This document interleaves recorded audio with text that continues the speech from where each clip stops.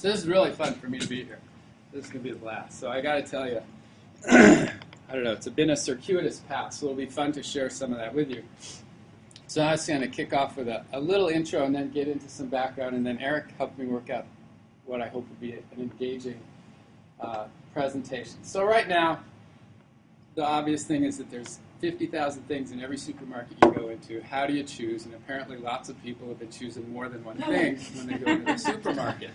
And you know, as much as you're into the sustainable food movement, this is one of the things that's driving it. Never before have people seen this health issue. So sort of undernutrition is heart-wrenching. And it's here in the U.S. It's just not as obvious now because it's in pockets. But obesity is everywhere. It's in kids. So it's really alarming, you know, and it's related to heart disease, cancer, and diabetes. But those three chronic diseases you don't really see for decades. You don't really get your heart attack or get the cancer until you're in your 60s, 70s, or 80s. And you can get this when you're 10 or 12. And they've got the films of 12-year-old girls getting liposuction and now bariatric surgery. So I think that may not be your main interest, but it's, and I think it actually gets abused a little bit, but from a public health perspective, it's useful. It's very visible. It's alarming, right? So if you go, the big killers here are these 6, and 4 of the 6 are clearly related to diet, and that's not new. Everybody knows that, but the obesity epidemic somehow has reframed a sense of urgency here that I think is part of the reason this is taking off. So who do you blame?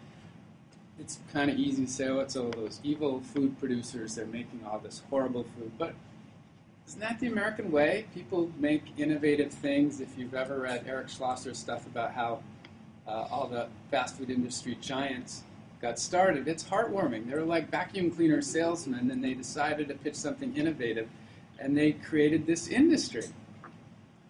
So another thing is just, oh, it's those individuals. They're just victims. They have no willpower. If we could just educate them. And we've been trying to educate them, and it doesn't really work. If you ever read David Kessler's book, he's the ex-head of the FDA, a book called End of Overeating. There's really powerful addictions built into sugars and some other things that we're just not accustomed to being exposed to all that, and now that we are, a lot of people are really susceptible to it. And you can't really blame them. It's not a willpower thing. It's beyond willpower. So I think a new target audience here are the food systems. It's really different than blaming the individual and blaming the industry, because the blame thing doesn't work very well. And so I'm going to start and end on this note. What you're seeing in food systems is some people are rising to the challenge, and in their school or their work site or their hospital, we have these spark plugs that are doing amazing things. But they don't really know how to evaluate the impact or how to improve the impact, and so there's an opportunity to go here and propel this thing forward, because it's already moving on its own. But there's a tremendous opportunity to propel this forward and have a big impact. So somebody's got to help us, and I was kind of hoping it could be me. And so now I'm going to take a step back and go through a few things. Now, is it going to drive you crazy that it's crooked? Because there's an easy way to straighten this out. I just got to move it more in front, I think. I don't know if it'll mess up the podcast. Great. A little straighter, right? Okay. So here's me. I really shouldn't be here. I was a hippie philosopher at Colgate University. I took a 6-year break after college. My parents were worried I'd never really amount to anything. I was just finding myself. And at one point I found myself, and I decided I would open a vegetarian restaurant. Now, I've been a vegetarian for 30 years. I have 4 boys, 4, 6, 17, and 20 that are all vegetarian too. So I was going to open this vegetarian restaurant, and then to make a long story short, because your guys are only giving me half an hour, I didn't open the restaurant. I became an associate professor of medicine at Stanford. And in the last 15 years, I have been an NIH reductionist scientist, which I friendly, in this way, call my job as being a feeder and a bleeder. So I've given people vegetarian diets. I've given them garlic. I've given them Atkins diet, the Ornish diet, ginkgo biloba, fish oil, soy foods, and even raw milk to see if it would help people with lactose intolerance. 1,100 people have willingly signed up to let me get them put food in their mouth and then bleed them or weigh them or whatever. And it's really been a fun ride. I mean, I was just going to start a restaurant. This is way more fun than starting the restaurant. And I publish in major medical journals, and I get invited to conferences. But I got to tell you, I don't know if this is a midlife crisis thing, but I'm not having much of an impact. I'm actually figuring out a couple of these questions and addressing some of the confusion. But I don't think I really changed what the average person eats. Because I'll tell you one thing that frustrated me. We did this best ever garlic study that anybody ever did, and it doesn't lower your cholesterol. Take it from me, it doesn't, and I could talk about it for a whole hour. And the next day, I looked in the paper later that week, and this may be narcissistic to think this was me, but there was a comic strip. And the comic strip had this kid, and his mom was washing dishes. She said, I am so frustrated with those scientists. One day they say something is good for you, and the next day it's not. And the little kid looks up and says, Mommy, why don't you eat every other day then? And I laughed at first, and I thought, wait, my garlic study was just in the paper earlier this week, and before they said it was good, and I just said it wasn't good, and the headline was wrong. It said, Stanford says garlic's no good for you, when in fact what we really said is if you're hypercholesterolemic and you take 1 clove of garlic a day for 6 months, it won't lower your LDL cholesterol. But that doesn't make for a very sexy headline, so it's sexier to say Stanford says garlic's no good for you. So I felt like I was contributing to the confusion, even though it wasn't my intent. So along about this time, somebody held that Deborah Satz decided to hold this great speaker film series on campus. She's an ethics professor. She's in charge of this speaker film series. It's up to her to rotate it every once in a while, and it always has to be ethics. So she decided to go for ethics of food and the environment. And she invited Michael Pollan and Marion Nestle and Peter Singer, and she showed these great films. And I wasn't really sure who would show up, because I'm a foodie. I was going to come, but I thought the venues might be empty, which would be great, because then I'd get to talk to these people. But they were packed. I was stunned. Campus was just overflowing with people showing up at these talks about food. And I guess one really transformational night was they asked me to lead a discussion afterwards on one of the movies. And I was just supposed to be the facilitator. Does anybody have a question? And I said, before you ask your question, who are you? Why did you come tonight?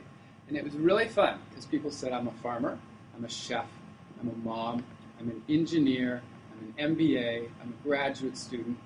I was just stunned at the broad swath of life that was showing up to see these. So these food topics resonated kind of across the board to people. So I thought she was really onto something. So instead of thinking so hard about, okay, if I just clear up the health question, I get people to eat better, because that has been my focus for a long time, it occurred to me that there are a lot of hooks. And I don't have time to explain this whole thing, but they all end up with more vegetables, less meat, less packaged processed food. So if you take the global warming tack, if you take the animal rights and welfare, if you take the human labor abuse, there's a lot of angles you can take on this. And they all get at eating more healthfully, but a lot of them don't use health. Okay, and I'm going to come back to this in a little bit, so wait till I come back to that topic. So why might this be a great time to do it? So a little background on what's going on for those of you who haven't felt the groundswell, the palpable movement going on for food. If you go back to Eric Schlosser's Fast Food Nation, this is one of the best books that came out, but it's over a decade old. And it really wasn't about the health of fast food at all. It was really about human labor abuses. If you've read it, it talks about the kids who work in fast food industry and they don't get any training, but the fast food companies get a business break for hiring a new person, and then they fire them and hire a new person, get another business or tax break. It's really annoying. Or they talked about slaughterhouses where high rates of injury occur, or farm workers where they get sprayed with the pesticides. It wasn't about the health. It was really just about the system run amok, that we're making a lot of really cheap food, and a lot of humans are getting hurt. And then Michael Pollan just really seemed to kick this thing off with Omnivore's Dilemma. Marion Nestle's this feisty professor from New York, and she's into the politics of it. She's served on some of these boards that say, here's our national recommendations, and she does a nice expose showing the conflict of interest. The USDA makes our dietary guidelines and represents the cattlemen's industry, the dairy industry, the egg industry. The conflict of interest is so blatant, it's absurd. And then we got great writers like Barbara Kingsolver, who's written great novels. But this animal-vegetable miracle, it was about her giving up her home in Arizona and moving to West Virginia. And she and her whole family for a year only consumed what they raised, animals and plants. And they canned and dried and things like that. And this one is just a couple years old. I have heard more people say that this was the behavior changer for them than anything else. In fact, I teach a class, I'm going to tell you that in just a minute. And that the students just love this book. It actually will make you feel a little uncomfortable, but he does it in just the right way, that if you're on the edge, you'll move to the next stage after you wrote this. Mark Bittman turned from chef into op-ed writer. So he's a columnist writer in the New York Times, and he's got some books. He lost 50 pounds. He's promoting a plant-based diet. And then we've got movies, too, that are better than the documentaries we had in the past. So some really old documentaries that are tedious. They're not engaging. A lot of blame going around. Super Size Me is pretty funny. King Corn is this great documentary about the Farm Bill. More recently, Food Inc. But I got a whole list of these. They're just better films. They're better writers.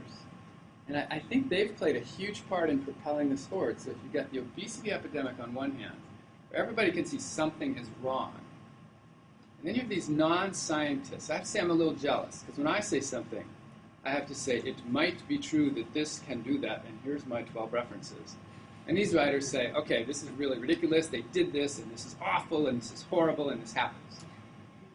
And then you have to see if you want to trace back all their references, which aren't scientific, but they're intuitively right. I guess that's what I like about this. It's just something is intuitively really wrong, and these folks are suggesting that we need to fix it, and there's some potential solutions. So hand in hand with this is sort of, we're nipping away at some legislation. So this is California Senate Bill 1420, where we put calories on the menu labels of any restaurant that has at least 15 in its chain. To be honest, somebody's done a study of this, and they've trashed it, saying it doesn't have an impact. There's a lot of legislation that's going to sort of get our foot in the door that we're not sure if it's really going to work, but it's scaring the food industry. I think it's actually doing its job, because first they said, ha-ha, we can do anything, and nobody will ever legislate us. But this thing happened, and then Californians voted for Prop 2 by getting the chickens out of those battery cages and the pigs out of the gestation cages, and Oprah and Ellen even talked about it. So, no, this is going global here. Locally, if anybody hasn't heard of the toy ban, there's a toy ordinance that started in Santa Clara, and now it's in San Francisco. And the basic idea is you can't have a Happy Meal and get a toy as an incentive for the Happy Meal unless the Happy Meal meets a minimum set of nutritional guidelines, because it's too manipulative. Is that going to end the obesity epidemic? No, but it's kind of a way to practice at this legislation. I was actually at the San Francisco Board of Supervisors meeting when they were opening this ordinance up to the public, and McDonald's, who wasn't originally even one of the targets, brought in their nationwide VP and a cadre of folks to back them up, and walked up to the podium and said, you know, if you make this toy thing like you want to do, then our staff, they're not going to know which meal to give a toy with and which without. And Eric Marr looked at said, really? That's all you have? It was amazing. It was ridiculous. But it was fascinating to see. You know, the woman, her lip was trembling too, and I think her eye was twitching. It didn't go over very well, but it's kind of practicing at this legislation. I don't think this is going to have a big impact, but sometimes we've got to pick the low-hanging fruit. Soda tax is another low-hanging fruit that hasn't passed yet, but just like gay marriage, soda tax is coming soon nationwide. I'm not sure when. Does that mean gays will be able to drink soda? Absolutely. So, and then we've got these really fascinating things very locally. So Hidden Villa has been around for decades, and it's just this amazing resource in Los Altos. Collective Roots and Full Circle Farm are a lot newer. So Collective Roots is the group in the East Palo Alto that does some school gardens. Full Circle Farm I'm heavily involved with. They're really only 4 years old, but I've been going out there trying to get grants funded for 4 or 5 years with them. And I really haven't got anything funded, but I got some funding that I'm throwing their way now. I'm going to share that with you in just a bit. So Stanford Dining on top of this, if you want to go local. So, most institutions have something like Sodexo or Aramark that provide all their food because it's really convenient. It's totally set up, but food's not really that great. It's that institutional food. Well, these guys went self-op, and they're kind of in a competition with Berkeley and Yale.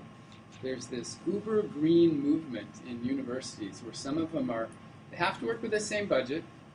Granted, it's happening in really wealthy schools, but they don't have unlimited resources. And I know Eric in particular, working with the same budget, moved from factory farm beef to grass-fed beef from Marin Sun Farms. And he did it by buying direct from Marin Sun Farm. So when he bought from Sodexo, he had to pay a huge hike up from the middlemen who were doing all the deals. And he used some of his money to hire this sustainability coordinator. So Matt Roth got an MBA at Stanford, and he was at Dartmouth. I grew up in Hanover, New Hampshire. I don't know if our paths crossed. He grew up on a farm. And his dad wouldn't let him take over the farm. They were so much in debt from the thing of taking the diversified farm, going all corn, buying big tractors, more and more in debt, ruining the land. His dad said, sorry, you're like the 4th generation and you can't have it. I won't even pass it along to you. So he's been doing other things, and his job now is to evaluate the 50,000 items that Stanford buys. They serve 18,000 meals a day. And create a scorecard for vendors. It's not just pesticide-free or organic. It's paying your laborers a fair wage, and he's creating the metric as he goes. And he gives a great presentation saying, sometimes I have the choice between big industrial organic and small, not organic, but I know them, and they're local, and they do everything right. And I pick the non-organic, small, local guy. But it's a challenge, but he's loving it. His job description was really loose, and I'm sure he works 10 or 12 hours a day because he's just making it up as he goes, and he has the support of the Stanford Dining. I was just stunned to hear how progressive they are and how they're competing with these other schools. So I think that's the landscapes. These spark plugs are showing up all over the place. These really dedicated people are doing super innovative things, and it seems to be catching on. I mean, a lot of people know someone or have heard of someone or reading about it in the paper or it's in the news. So I think I'm ready to give up my old life and just kind of propel this forward. And so that's kind of what's happening right now. And here's another link in my past, how I got swept up in all this. So Tom Robinson's a pediatrician. He's a year younger than me. He's way smarter than me. He's uber famous. He's talked to Michelle about kids and obesity. And he asked me to help him write this grant because he knew I was interested in this stuff. He said, the NIH has this proposal out. They want to know if you have any innovative ways for young adults for weight maintenance. Does that happen? If you really look at the whole spectrum of life, a lot of weight gets gained right after you leave home and you're on your own, cooking on your own, or not cooking and buying junk food. So they said, most of our methods aren't really very successful anyway, but the younger adults feel really impervious. So we need something new and innovative. So we wrote this grant up called Social Responsibility and Engagement.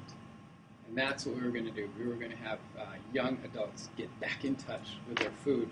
And we submitted it, and he said, that probably doesn't have much of a chance to get funded because, in retrospect, we don't have any pilot data. He said, you're younger than me, but you're smarter than me. I believe you. We don't have any pilot data. Well, it was a good exercise writing it. Maybe we'll recycle it someday, but how would we ever get pilot data? He says, well, we could have a class. And I said, yeah, a class. Okay. So within a week, we had a class. He wrote human biology, and he signed up for this class. So we're now in the 4th year teaching this class.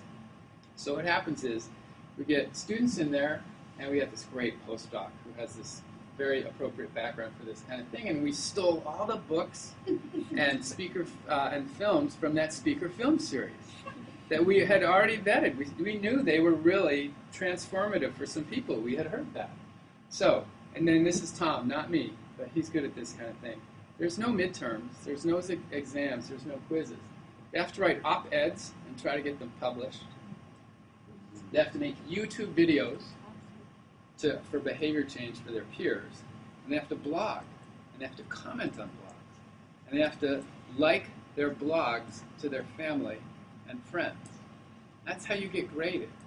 There's no lectures, so the sneaky thing in here is Tom and I don't do any work. We actually read the books first, and we don't make them read the whole book. We pick out sections, but 2 students lead the discussion every class. And they don't even really lead. They just say, we think these are the 3 central themes. Let's all discuss. What makes you uncomfortable? What do you think is fact? What do you think is hype? And if you can imagine, the Stanford students are really critical. I don't buy that. I went and got the resource they looked. They totally misrepresented it. It's a bunch of hooey. But nonetheless, they all changed their diets in this class. I've never seen anything like this. And in the very first year we did it, we collected data. Before and after, we asked them what they were eating. And so, this is new for me. It was a publication. I didn't know if you could get this kind of thing published. But we compared our class pre-post to 3 other human biology classes that were all health classes. This isn't a really solid scientific design, but it's moving more toward this really hot topic at Stanford, which is the design school approach. And the design school approach isn't let's have a hypothesis and I already know what the right way to do it is. It's this iterative process of ideating and looking at it and going back and fixing it some more. So, keep fixing our class, but in the very first class, our class said they ate more vegetables, less dairy, less meat, less sweets, more fruit, less processed food, and we got it published. So this is interesting, because if I don't publish, I can't keep my job. So not only do I want to switch areas, but I have to keep publishing. Right about this time, the law school had a full-day symposium called Carrots and Sticks, and it was all about these legal, SB 1420 and Prop 2 and things, because soda tax, these are coming. The law school is really interested in this. I found this guy, Jay Mitchell, who has a clinic, and his law clinic specializes in farmers markets and organic farms, and that's who he helps in his law clinic. Okay, so around this time I said, okay, this is fascinating. I'm in the med school. I live in this little bubble. And to be honest, I've heard there are other schools on campus. They must be in those buildings over there. Somebody must be in those. I couldn't name the 7 schools a couple of years ago. But I found foodies in all of them. So Sarah Soul studies social movements, and she studied breast cancer and some other things. And one of her kicks now is the sustainable food movement. And Buzz Taylor over here is the head of the Woods Institute, and he was called to Congress to testify on the Farm Bill. So he's all into water resources and the Farm Bill. And Rob Reich taught a sophomore seminar completely based on Michael Pollan's book, Omnivore's Dilemma. So he had sophomores for 2 weeks come and cook food and talk about the politics of food. And David Lobel models how much rice will grow in Indonesia if the ocean temperatures rise by 1 degree. Jesse Kuhl cooks at, I don't know how many of you have eaten at a cool cafe at Cantor Museum where Eric and I ate it. What's it? Fleet Street. Thank you, Fleet Street. I can't believe I'm blocking. Deborah Dunn hired Carly Fiorini, and now she's an adjunct professor in the design school. And she's a total vegetarian foodie nut. She loves food. And so she taught a whole class, and I'll show you what she did with her whole class, to design an intervention to change eating behaviors in dining halls.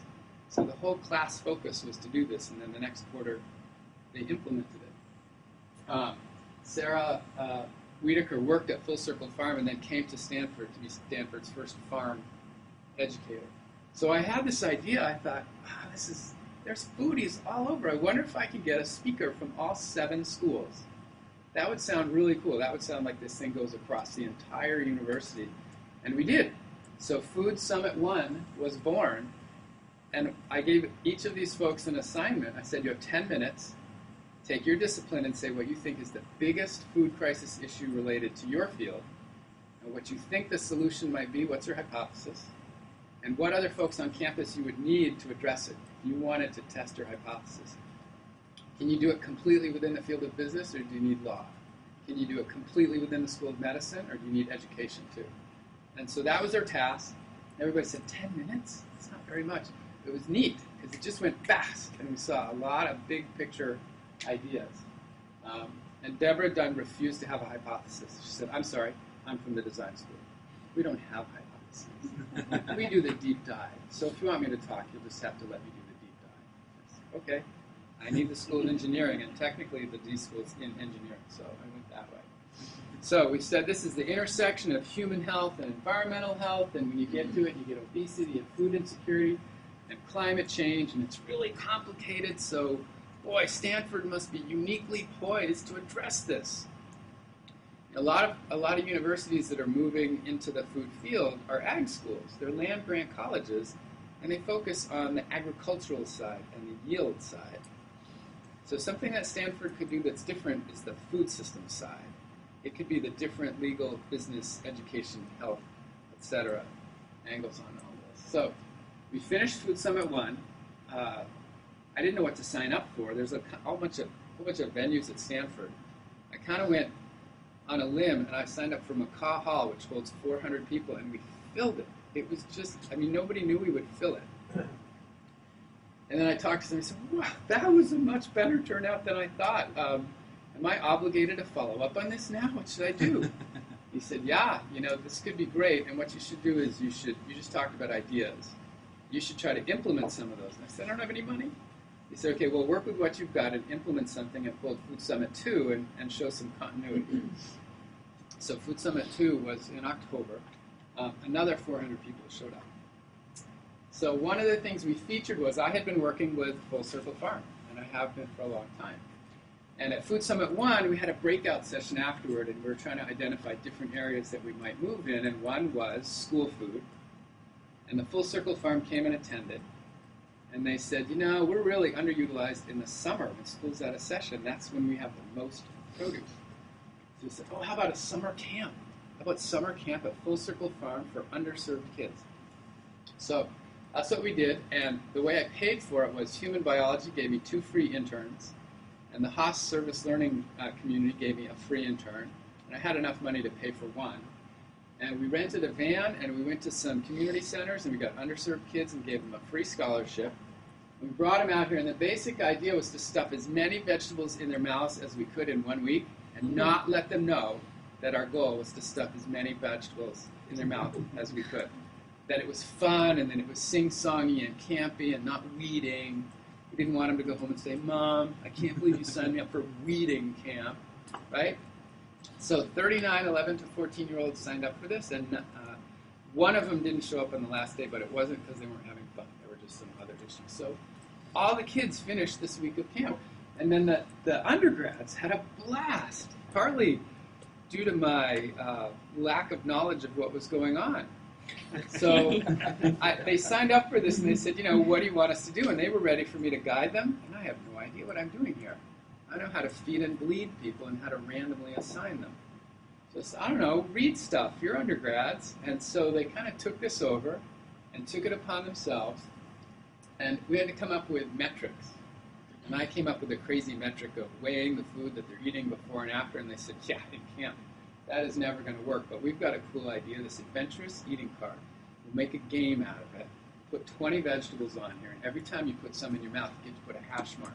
We'll have a different color for each day, so we even know which day they ate which vegetable." And in the end, this was our metric. They ate, on average, 50 vegetables over the course of 1 week by doing this. And they would pick food and bring it to the table at lunchtime and chop it and cook it on camp stoves. They made Indian food, Middle Eastern food, Latin American food. And we did a bunch of qualitative analyses. We did focus groups, and they had journals. And one of the students did this word cloud to show what the themes were of what the campers thought. So, in all honesty, they didn't like the academic tone, but it didn't come up much.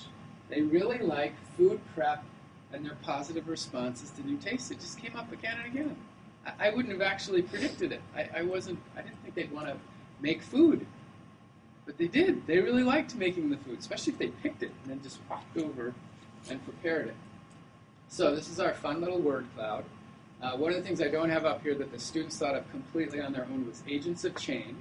So halfway through the camp, they were reading articles, and they found one opportunity where a group said, "Okay, at the end of camp, You get 3 choices of vegetables. Take one home and see if you can get your parents to include it in dinner and tell us the next day. So the theme left camp. It went home. And the one thing we didn't have set up is I would have loved to have tracked them. So next summer we'll track them to see if there's anything that sticks. Maybe nothing stuck, but they stuck a lot of vegetables in their mouth. It was great. So beyond just that, these 4 students, I'm not even paying them anymore. They found it so rewarding that they are right now designing a student-initiated class at Stanford. They will be the instructors. And when I get this next year's crop of interns, and apparently the people who gave me the interns and the money were thrilled with what the students did, because these guys gave this awesome presentation at Food Summit. It was great. So they're going to give me more free interns for this summer to do it again. And these guys are going to teach them how to be better counselors in the spring quarter before the summer. So not only did I impact the kids who stuck the vegetables in their mouth, we transformed some of these kids into activists, which I think is at least as valuable as what I did to the 11, 14-year-olds, or more. So really quickly, I'll wrap up. I don't have a lot more. This was one other experiment that we did where Deborah Dunn worked with Matt and Ariana, and they did the design school thing going into some of the dining halls. And they were trying to get people to eat better, and what they ended up with was love food and energy food. That was the deep dive result. And so they labeled a bunch of stuff as love food and energy food. And the love was actually a picture of today's chef and his favorite pick of the day. And the chef started taking it seriously because his picture was on the wall. It was his favorite thing. So we're now publishing a paper, well, it's being submitted soon, where we collected data in 4 dining halls, and 2 got the love food and the energy food, and 2 didn't. And it was around finals time. And around finals time, if you weren't in the intervention dining hall, you ate horribly getting ready for finals. And we'll have to frame this properly. They didn't eat better in the dining halls that got the intervention around finals, but they didn't eat worse. They just maintained their vegetable intake, and they didn't go crazy and eat horribly. And it's statistically significant, and we get to report that. But more important, the design process was fascinating, seeing what was motivating for the students in the dining hall to be willing to choose one behavior over another. So that was another presentation at Food Summit 2, was that dining hall intervention. So it was the Full Circle Farm intervention. This one almost had something going with Google, but it fell through at the last minute. So this one wasn't an intervention, but it's turning into one. We found this guy, Frank Turner, from the Detroit, Michigan area, who came from the hotel industry and turned this hospital around. People weren't sure what they were going to expect from the hospital food section, and a lot of people said it was the coolest thing of the whole summit. So this guy has taken this hospital, turned it into a hotel. He has 24/7 room service, and he has a culinary arts institute where he gets free help and he trains people to cook food. He has a catering service where he caters to town. He has a destination cafe where people from town drive to the hospital to eat. I mean, can you even imagine that? I mean, think of the oxymoron that hospital food is, right? They drive to his hospital to eat. He has a greenhouse. He's just flipping this thing on its head, what hospital food was. And so because of this, we now have a whole group moving forward after Food Summit 2. We've got a civil engineer. We've got a bunch of business students that are familiar with Revolution Foods, which is a group that has made school lunch food off-site, and then they ship in the food. And the business school people, this is your area maybe more than mine, they like disruptors, so apparently Rev Foods is a disruptor. And they see that possible model in hospital food, that there could easily be a disruptor here, that you could scare Sodexo out or scare Sodexo to do a better job if you came up with a model. Because again, low-hanging fruit, hospital food is horrible. How many of you have had a loved one and brought food to the hospital for them because you were so worried that they would eat the hospital food that was being offered? Right? That's a pretty common experience. So I think what's going on here is we're changing some social norms, and the time is right, and I don't want to be left behind. So I don't think it's going to work to blame the food industry, and I don't think it's going to work to say, oh, we just need to educate more people. I really think the target that's really hot right now are these food systems, and there's so many that you can hit. I think school food and hospital food are the lowest hanging fruit in terms of cool things that you could People are really upset that that food should be a lot better, right? But there's also university food. Stanford's really on the leading edge here. And worksite food. I just went down to this group in Buena Park, and their worksite food is awesome. It's Buchenheimer who does it. It's really, really a step up. Food bank food, here's one that we're going to fund. So I've actually raised $75,000 after Food Summit 2 to go to pilot studies. And the food bank that's Second Harvest locally, they're serving more or providing and distributing more and more produce than they ever had before. In the past, they were always just concerned with calories. Here's food insecure people. They don't have enough to eat. Let's give them calories. There's actually some publications that say that people who take advantage of food stamps and food banks can be more obese than the people who don't. But that's because the focus was calories, just giving them enough calories. So there's people who are taking the next step and saying it should be quality.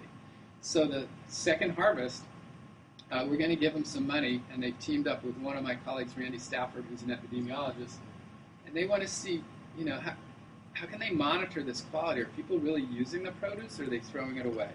Do they need recipes? Do they need some training? Did they ramp up the produce to be too much of the food that they're giving out? How are they going to optimize that? So here's an interesting target of food banks. And I know you guys have this $500,000 to $3 million range, so I asked them what their operating budget is, and it's way higher than $3 million. So they said a little tiny sub-arm of Second Harvest might be under $2 million. But this is a big thing. It's in San Mateo and Santa Clara County. But these guys are interested in food quality.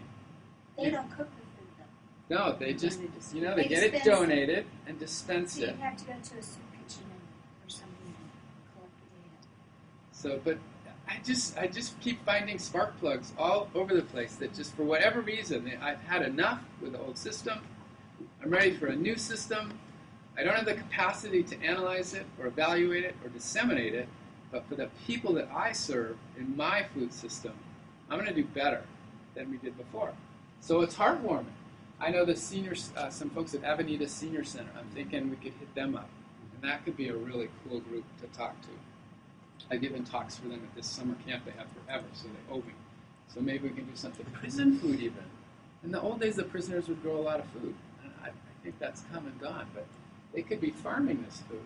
Then we got a whole group that's really interested in food justice on campus. So I really think that this is an intriguing target for the next 5-10 years, and that there's just tremendous opportunity, especially where we are. So think about changing social norms, which I think normally seems out of reach.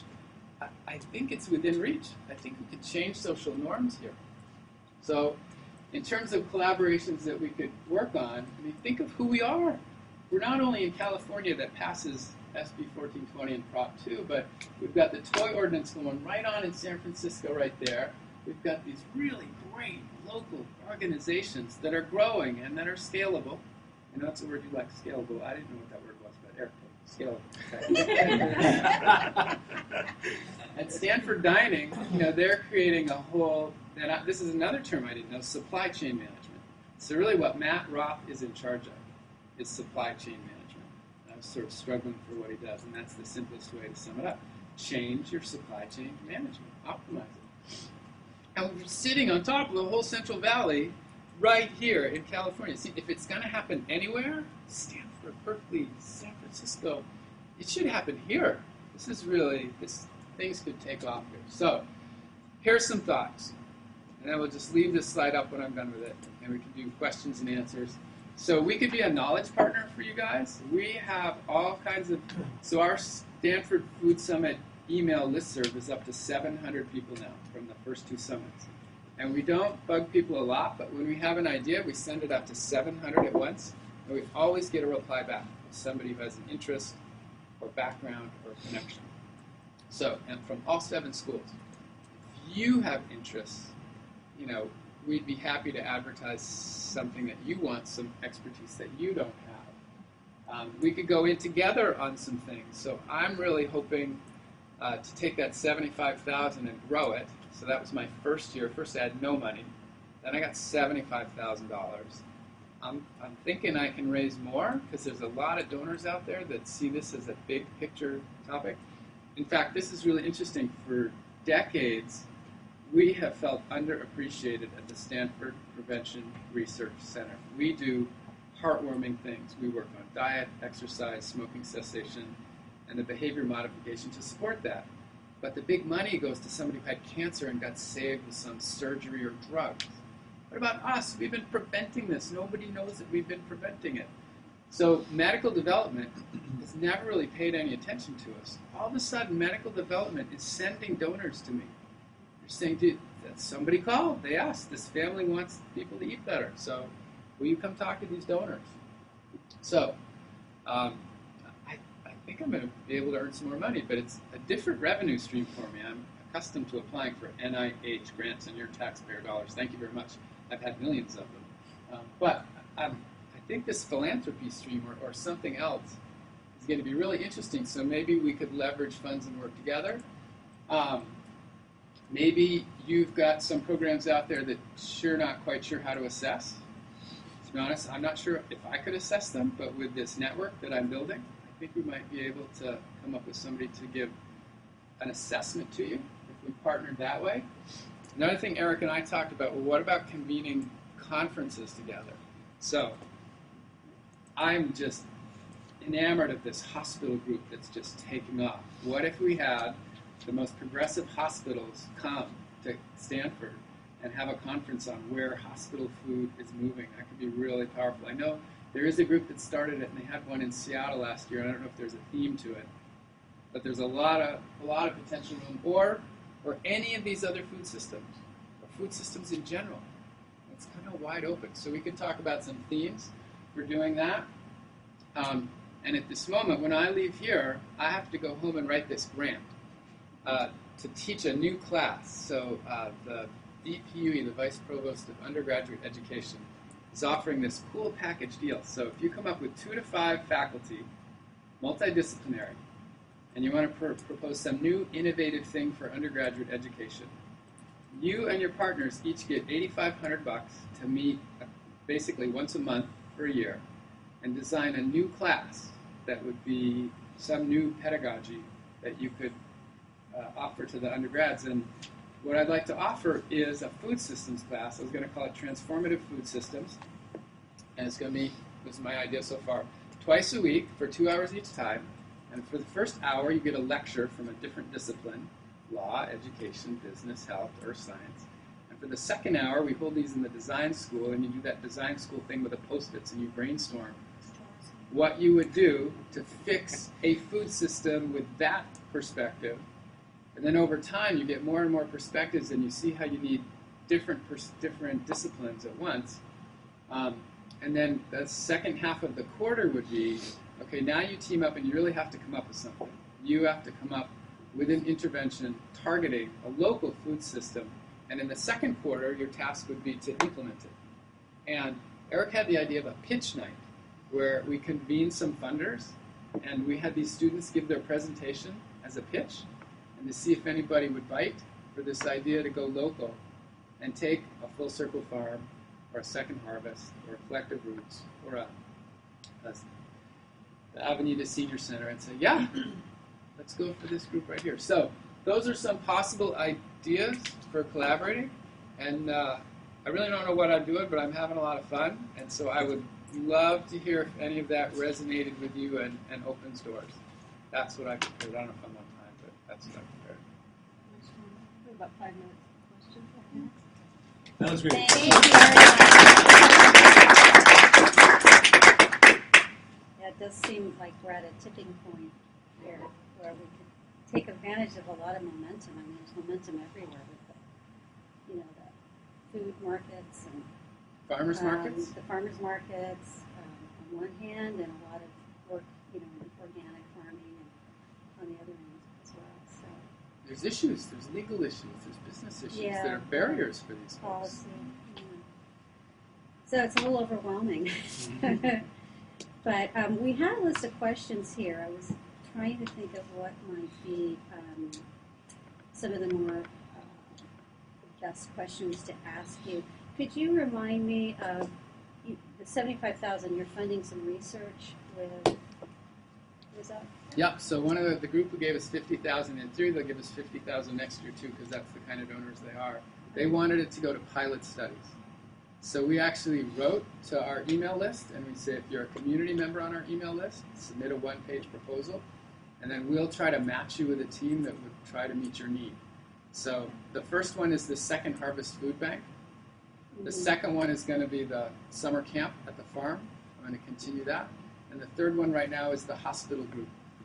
We're giving that group a grant.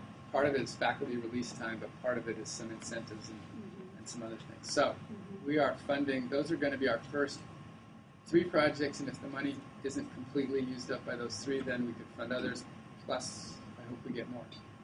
Do you have partnerships with other nonprofits? No. Okay. No, we're just starting. I have no idea what I'm doing. What hospital was that you were talking about? So, it's actually a touchy subject, but Stanford, I don't know if you noticed, they're going to rebuild the whole adult hospital, and they're going to double the children's. And it's going to take 6 years. So we thought if we could get in there with a proposal right now, it's a very politically sensitive issue. Sodexo has a really long contract with them. And there's some really unreceptive people there. So Jesse Poole initiated a new program with them called Farm Fresh, and it was very difficult to work with them on Farm Fresh. So, but there have been some leadership changes, and they may be more open. So the most immediate ones that we would like to offer to work with would be Stanford Children's and Adult Hospital. But there's a consortium of hospitals locally. About 300 hospitals have signed on to work on better food. And there's a guy named Preston Mering over in Kaiser, Oakland, who's brought farmers markets to a bunch of hospitals. So there's a bunch of hospital foodies around that we can bring to bear on this and see who's got room to move. They've also just published, they ranked 12 children's hospitals in California and scored them on the quality of their food. And Stanford was second from the top, but second from the top was a horrible score. It wasn't that they were super good, it was that they were the best of the worst. So a lot of them are really concerned that they got all this press for this evaluation of their food.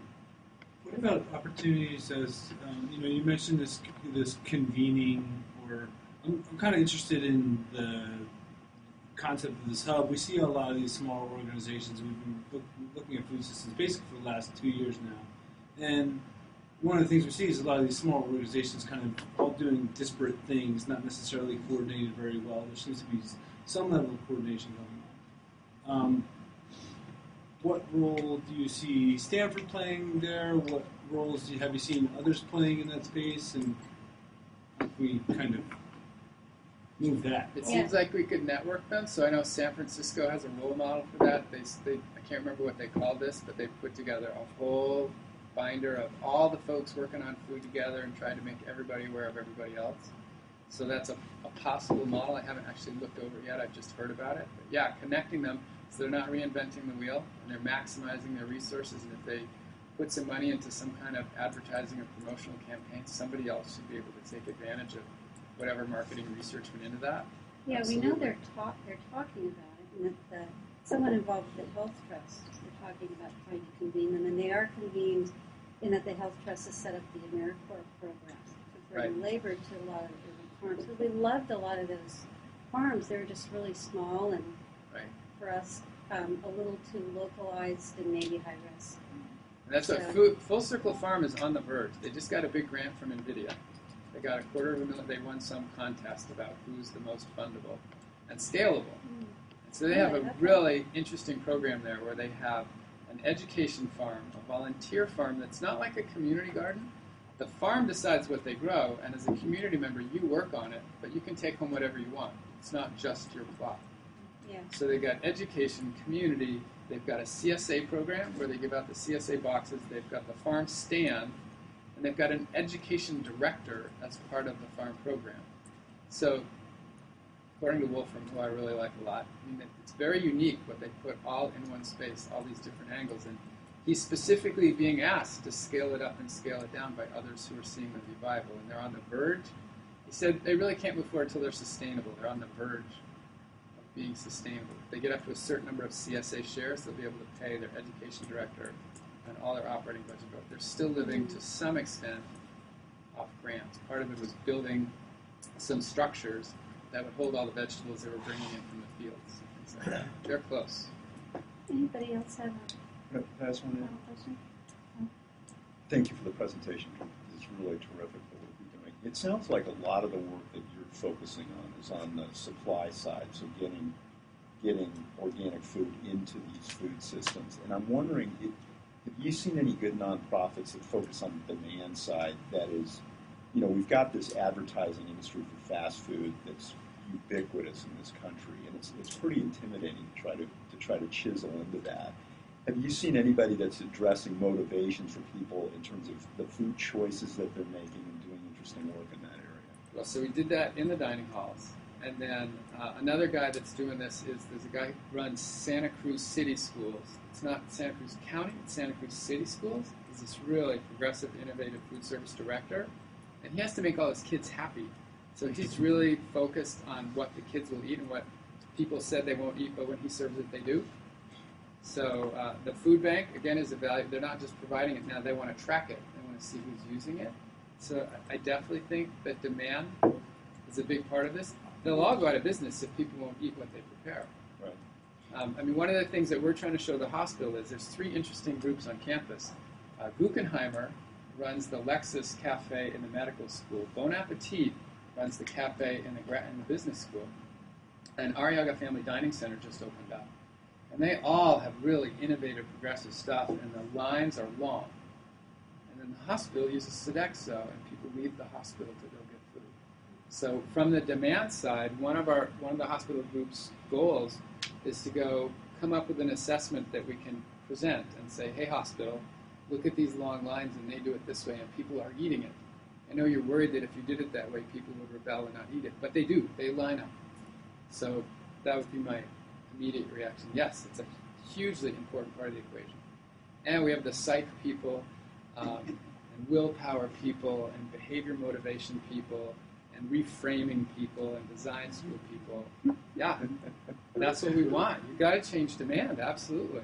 But if you have that demand and then you have no place to go, if the food they're offering is poor, then you've done all that motivating for nothing. So hand in hand. So a couple, just kind of on your list there, prison food. I know the women's jail in San Mateo County, they raise chickens, and they have a farm, and so they have a culinary institute, but they're teaching the women in the jail how to use the vegetables from their farm and the eggs and those things in the jail. But the county just unfortunately approved money for a brand new jail, and so they're rebuilding and redesigning this monstrous facility, and so it's potentially an opportunity to kind of continue that model so that it carries over to the new jail. And that's where the civil engineers and the urban planners come in, because they're, got rooftop gardens and trellises and vertical gardens and things like that.